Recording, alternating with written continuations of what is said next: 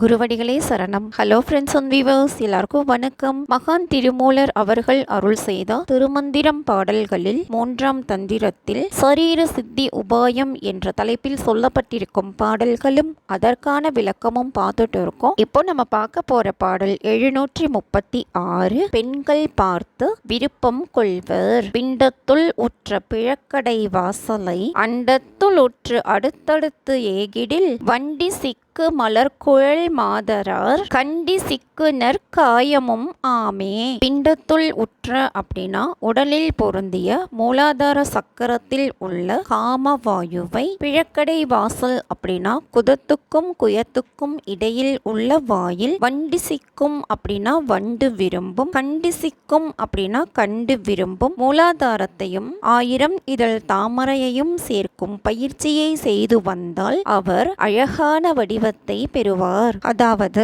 உடலில் பொருந்தியுள்ள மூலாதார சக்கரத்தில் உள்ள காம வாயுவை தலையில் உள்ள 1000 இதழ் தாமரைக்கு செலுத்தும் பயிற்சியை செய்து வந்தால் அவர் வண்டுகள் விரும்பும் நறுமணம் உடைய பூக்களை அணிந்திருக்கின்ற பெண்கள் பார்த்து விருப்பப்படும் அழகான வடிவத்தை பெறுவார். பாடல் 737. காலனை வெல்லலாம் சுழலும் பெருங்கூற்று தொல்லை முன் சீறி அழலும் ரதத்துள் அங்கியுள் ஈசன் கழல்கொள் திருவடி காண்குறில் ஆங்கே நிழலும் தெற்றுளும் நிற்றலும் ஆமே.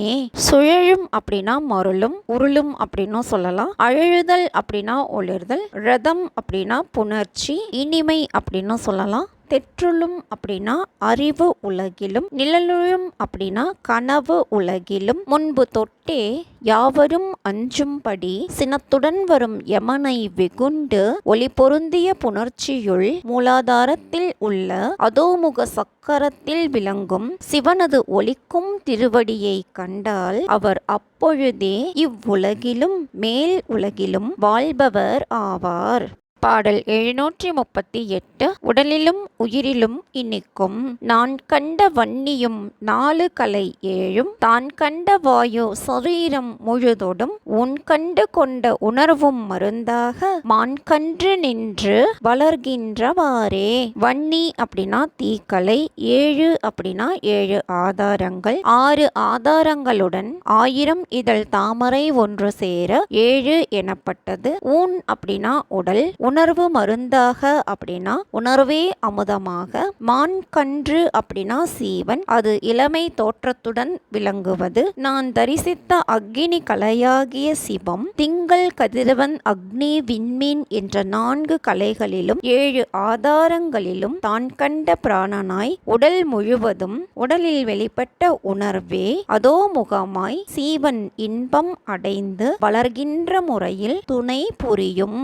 பாடல் 739. ஒளி பெறலாம் ஆகுஞ்சன வேத சக்தியை அன்புற நீர்கொள நெல்லில் வளர்கின்ற நேர்மையை பாகுபடுத்தி பல்கோடி களத்தினால் உள்கொண்ட மந்திரம் தன்னால் ஒடுங்குமே.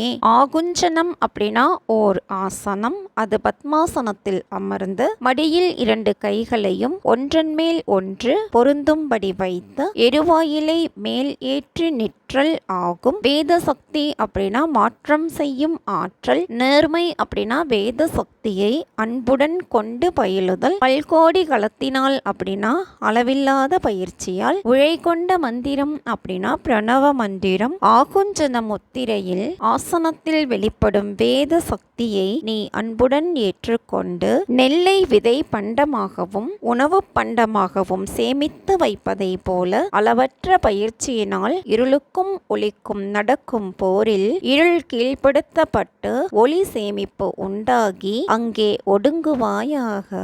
இதுதாங்க இந்த பாட்டோட பொருள். மீண்டும் கால சக்கரம் என்ற தலைப்பில் சொல்லப்பட்டிருக்கும் பாடல்களும் அதற்கான விளக்கமும் பற்றின வீடியோல சந்திக்கலாம். தேங்க்யூ.